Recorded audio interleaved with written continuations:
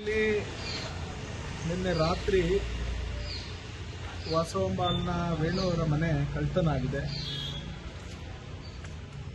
ಇಡೀ ಸಮಾಜದ ಒಂದು ಕಾರ್ಯಕ್ರಮಕ್ಕೆ ಅವರು ಬೇರೆ ಕಡೆ ಹೋದ ಸಂದರ್ಭದಲ್ಲಿ ಕಳ್ಳರು ನಿನ್ನೆ ಇಡೀ ಕರೆಂಟು ಮಾಡಿನಲ್ಲಿ ಇರಲಿಲ್ಲ ಅನ್ನೋದನ್ನ ಗಮನದಲ್ಲಿಟ್ಕೊಂಡು ಸಂಜೆ ಇದನ್ನು ಹೊಂಚಾಕಿ ಈ ಮನೆನ ಕಳ್ತನ ಮಾಡಿದ್ದಾರೆ.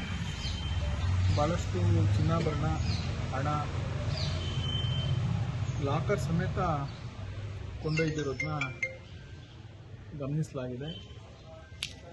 ರಾತ್ರಿನೇ ಪೊಲೀಸ್ ಇಲಾಖೆಯವರು ಇದ್ರ ಬಗ್ಗೆ ಎಲ್ಲ ಕ್ರಮ ವಹಿಸಿದ್ದಾರೆ ಅಂತ ನಮ್ಮ ಹಿರಿಯರಾದಂಥ ಬಾಬಣ್ಣವರು, ನಟರಾಜನವರನ್ನ, ಬಾಲವರೆಲ್ಲ ತಿಳಿಸಿದ್ದಾರೆ.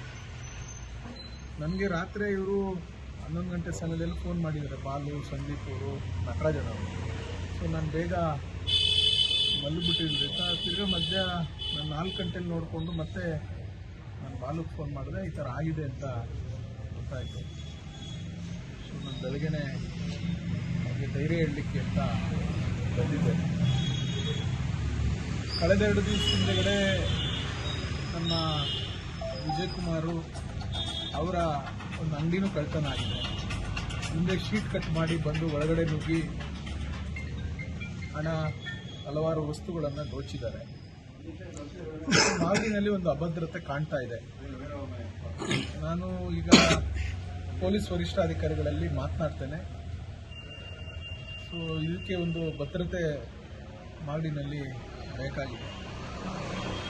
ಸೊ ಮಾಗಡಿನಲ್ಲಿ ವರ್ತಕರು, ವ್ಯಾಪಾರಸ್ಥರು, ಬಟ್ಟೆ ವ್ಯಾಪಾರ ಇರ್ಬೋದು, ಚಿನ್ನ ಬೆಳ್ಳಿ ವ್ಯಾಪಾರ ಇರ್ಬೋದು, ರೇಷ್ಮೆ ವ್ಯಾಪಾರಸ್ಥರು ಇರ್ಬೋದು, ಭಾಳಷ್ಟು ವ್ಯಾಪಾರಸ್ಥರುಗಳು ಬಜಾರ್ಗೆ ಹೋಗೋದು ಮತ್ತೆ ಬರೋದು ಎಲ್ಲ ಇರುತ್ತೆ.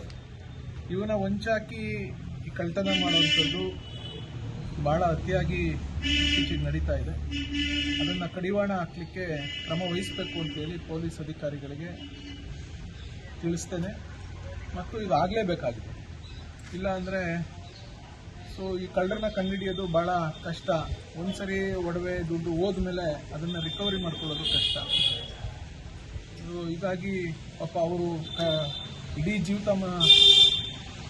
ಮಾನದಲ್ಲಿ ಅವರು ಸಂಪಾದನೆ ಮಾಡಿದಂಥ ಹಣ, ಚಿನ್ನ ಎಲ್ಲ ಹೋದರೆ ಅವರು ಎಷ್ಟು ಆಘಾತಕ್ಕೊಳಗಾಗ್ತಾರೆ ಅನ್ನೋದನ್ನ ನಾವೆಲ್ಲ ಯೋಚನೆ ಮಾಡಬೇಕು.